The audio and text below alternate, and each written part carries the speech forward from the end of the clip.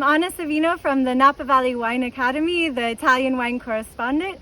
It's a beautiful, hot, dry summer day here in Piemonte, and I'm going to show you what's going on in the vineyard at this very moment. So come with me. Okay, so we are here in Piemonte. We are in a unique area where we're between two different important appellations. One is the Gavi DOCG and the other is Ovada, which is mostly known for their Dolcetto DOCG.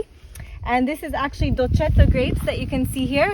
So what's going on right now in the vineyards, the winemakers have a little bit of break and they just get to watch the invaiatura, is what you say in Italian for the Veraison.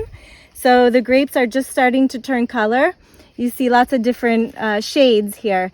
So basically what this means is that the skins are going from hard to softer, the acidity is starting to go down, and the sugars are going up. So then from here on, the winemakers track these two curves and decide when the right moment is to pick the grapes. So probably this is gonna be in about a month and a half for the Dolcetto, and that's when it's gonna all start. So this is a really exciting moment.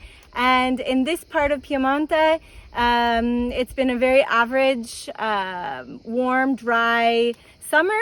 So no problems with hail like other parts of Piemonte or heavy rain. So everything's going great and it's gonna be a great harvest, we hope.